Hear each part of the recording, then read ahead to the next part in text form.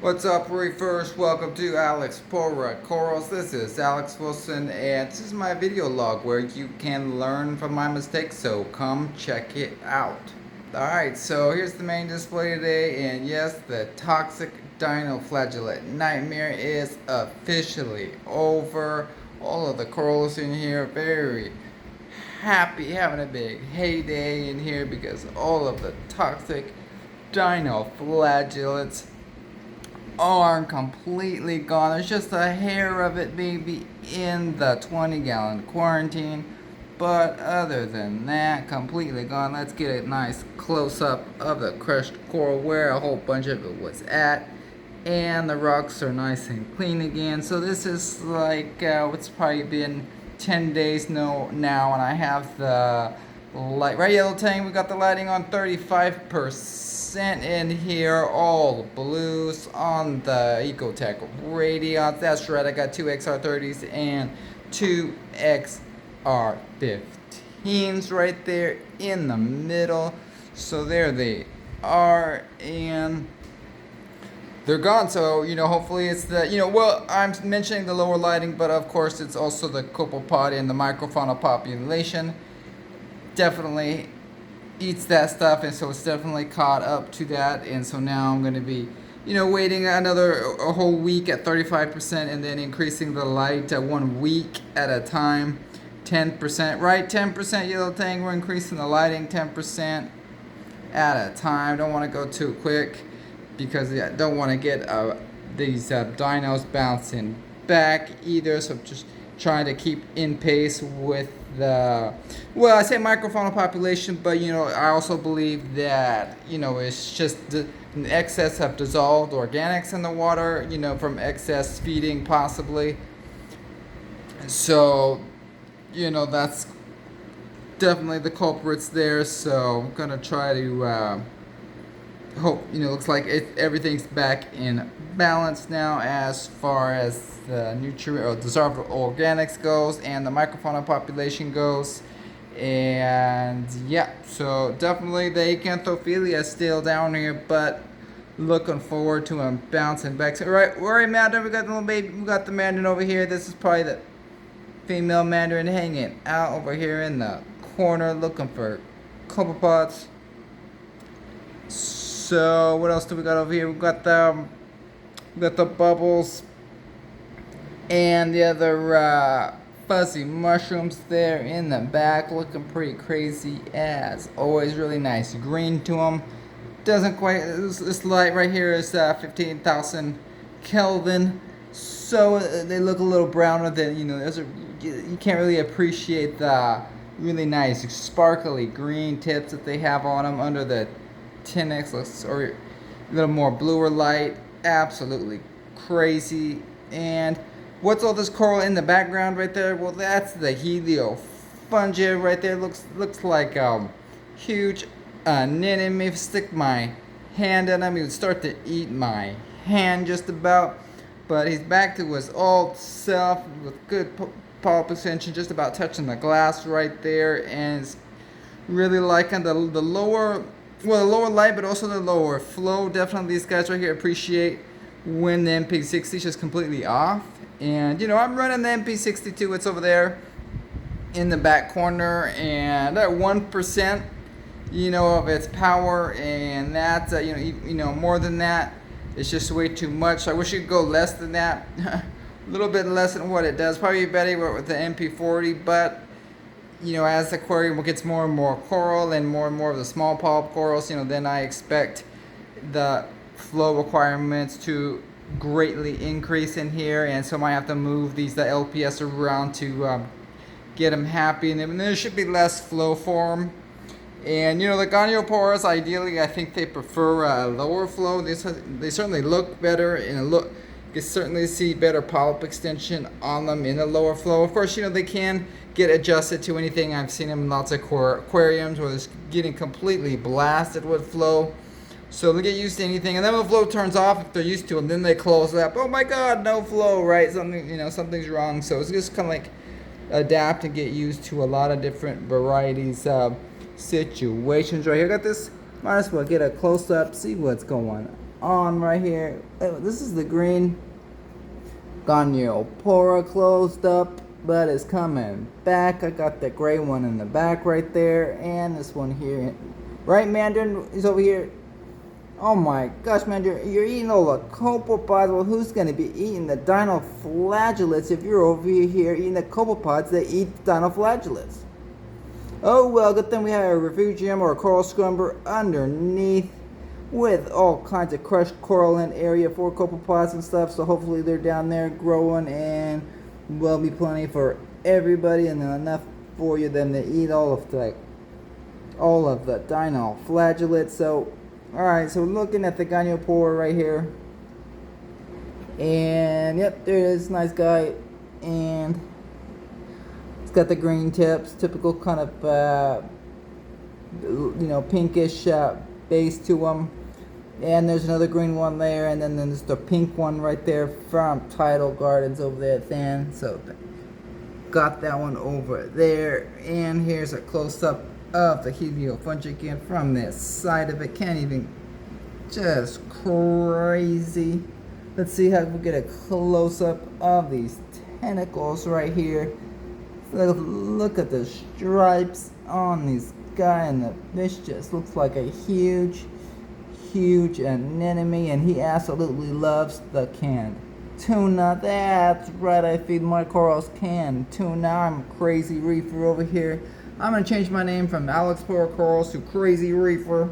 That's right, because I do crazy things in my crazy reef. Alright, so let's check out let's check out the coral scrubber situation down here. So there it is right here. This is a coral scrubber, and well, shut off the rest of the equipment. I got my Reef Octopus protein skimmer on here. This is with the double pump, one for the air and one for the circulation. That way I don't need to have a stable sump level, and it operates just the same, although I do have a stable sump level in this sump with this cage sump system. Right, Yellow Tang. And so down here we got the coral scrubber. Don't really have much coral down here, but looking forward to getting some down here, and certainly got a whole bunch of algae growth going on, and stirred it up just a little bit right there, but definitely leaving the glass kind of go native there along with the rocks. And I got a few mushrooms down there. Got a fuzzy mushroom in the corner right there. I know, really exciting stuff right there. Fuzzy mushrooms in the coral scrubber right there. But what else do we got over here? Let's come over here and check out the Australian live rock over here. See what's going on with here it is again. And one interesting thing of note is that it's completely gone of hair algae. I mean, yeah, it had some pieces of it, and I took it out a couple months ago. Quite bushes here, bushes there of the hair algae, but now it's completely gone. I have the 4 snails in here, and so just to make sure it has a little bit of nutrients in there. The coralline algae is growing really slow, but just got the red slime just kind of like down in the areas where the detritus is. I don't know if it likes just if there's some nutrients in there, whether it's just the texture of the sandy type detritus that it likes to grow on, but I'm just letting it grow natural here. I did throw in a little bit of nori though, just to add a little bit of something there, just in case the snails aren't getting enough food. So there's a quick update on the Australian live rock. And what else have we got? Yellow Tang up here eating this nori in this nori feeder right here. And by the way, these are worm feeders, like I had said in my previous videos right here. Works great for these guys. And if you have a whole bunch of fish, then you get into a competition a little bit, where one will kind of like guard just, the fish bowl a little bit and not let anybody else get access to it. But it works to a certain extent. And what else was I going to say? The fish feeder. Oh yeah, it works pretty good. I put the nori in there. I put some flake food in there. Yellow Tang kind of eats it at his leisure right there. So yep. And then I take it out and clean it. So otherwise it starts. I take it out every evening, just about, if I can. So That's that guy right there. And let's come over here and take a look at this side of it. Got the elegance looking as good as ever. Gotta love it. Check out the pulsing zinnia. It's completely dead. It's gone. I lost the pulsing zinnia. That was the one that was the most affected by the dinos. Definitely a bummer. Hated the dinos. And what was weird is that I grabbed the pulsing zinnia. I'm like, oh yeah, I'm gonna get pulsing zinnia in my coral scrubber. So that was like a couple months ago, right? I put it down there, and there was like, that's where the dinos started, and then that's where they got affected. And so they started getting, dying down there. So I brought them back up here, but now they're dead too. So definitely don't like the dinos. So here's a shot of this Oliviopora looking okay, as well as the hammer and the pink frog spawn. Here they are, looking a little bit better, getting better pollen extension from them, and definitely have a whole bunch of mushrooms over here. This is my mushroom corner, so looking good. I got the purple mushroom, the orange mushrooms. There they are, guys, looking okay. But last but not least, let's check out that 20-gallon coral scrubber system over here. That's right, it's got its own mushroom corner over here. Let's check them out. It's got the blue spotted red disco soma. That's right, folks, you saw it first here on Alex Poro Corals. Here, I got this from Dan, thanks to at Tidal Gardens. Gotta love it. And he's got some babies over here where he was at. There's one here, and there's like two more right in the back right there. Really crazy. And he's sliding on. He was originally on this frag plug right here, sliding off the frag plug. Gonna leave another couple babies right there. Gotta love it. And the Iron Man Disco Soma right here, the golden. Well, you just gotta love it. And so this one definitely seems to be a little more of a slower growing one thus far, but fingers crossed, gonna get a whole bunch of these golden Iron Mans, Disco Somas. Got the orange ones in here still too, as well as the fuzzy mushrooms. I don't even want to talk about them. They really like this flow pattern from this innovative marine wavelength pump. Just absolutely doing it has a crazy wave search right there, and this is on I think number 3 right there. I can increase it up all the way to 9 on the flow, so it's even a little too much flow for these Christmas tree worms right here. I mean, just hitting them a little hard because they're kind of up high right here too, so it's a little too much flow for them. And so I want them to be able to open it up properly. So here they are. They did kind of get a little bit used to this flow even. So I had to move the pump up though a little bit more towards the front glass. But here's a shot of the coral, the 20-gallon coral quarantine system. What do you guys think? I still got like almost 19 acropora frags in here. So despite heavy losses with all of this toxic dinoflagellate nightmare, we still got the acroporas in here and the rainbow splice. There they are, rainbow splice. I had an all green one right there, best all green one. And then one of the next to what is the green, it had a lot more red in it. And it still does. Just lost a little bit of color, I think, a little pale. But fingers crossed they're gonna make it. Looking forward to increasing the lighting in here again. But there they are. What do we got over here? This is the hairy Homewrecker. Definitely one of the more hardier corals, if I'm not mistaken. And then we got the Walt Disney. It seems to be almost looks exactly the same as the Homewrecker in here. Very, very similar. Because they're both like the tenuous, I believe. And this one here, this is the Bennett's Green Tort. And the pearlberry still alive, though I think it's going downhill. Slowly by slowly going downhill. That's not good. And I got this, I think the one on the back right there is the Miyake Tor. It's kind of like a green and purple acro. I think that one's the flame acro. Got the Crosea right there. Yeah, Stylophora, Keyline Pie's doing good. Good pulp extension on him. Now I got the Firecrackers doing good. And what do we got over here? Fireworks doing good. Best purple. It's almost like a Crosea clam on this Fireworks Acropora right there. The Super Stag right there. Oh no, that one was a Radical.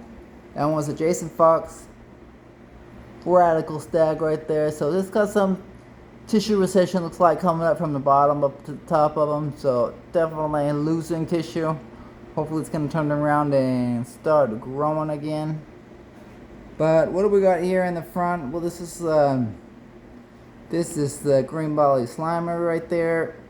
Next to it is the green Millipora, and then up here we got that one's the Rainbow Loom, the green one. Then the one in the back, that's just a straight Rainbow Acropora. So hopefully these guys are gonna be coming back. Here's a close up of the orange Digitata. Gotta love it. There it is. It's growing a little bit on the tip, but also has a little bit of recession here on the base of it. But definitely looking really fun. And so let's check out this side of it, where it's still, I'm surprised, but I still have this purple with purple Bali Slimer there. It is right there, at least according to Top Shelf Aquatics. Hard to get it to focus very well, but there it is, sticking out a little bit right there. And what do we got? The orange Setosa. Just a large part of this frag died off. Still there a little bit though, still alive. And then we got the bird's nest. And it's doing good. It's growing a little bit. So I could definitely see it growing, even though, see, it might be a little bit of dinoflagella still on it. Some fuzzy of the, or some bacterial bloom. But the bird's nest is definitely doing better. Not even a good. Can't even see it that well from this angle. It's kind of like the bottom or back of it, but there it is. Alright, we got this side of Raza Rampage Chalice right here. Still there, as well as the Samo Corals, green branching Samo Coral. We got the, I think this is the Starry Night Samo Coral. You get a nice good close-up shot of the dude right here, looking good. Yeah, we got some orange Samo Coral right here, Turbonaria cup in the back. We got the green Micro Musa right here, and then the special varieties in the back, still alive. And then we got this other Samo Coral right here, green with the yellow mouse right here. It's definitely lightened up a little bit. Look at these, a little bit more lights. And so the same thing with the coralline algae, looking huge die off in here, but it's starting to come back. So looking forward to getting the coralline algae to come back. Just a large amount of really died off on that. So alright guys, I guess that's it. Already switching over to the blue light on me. Alright, so happy reefing, and I'll check you on the next one. Bye.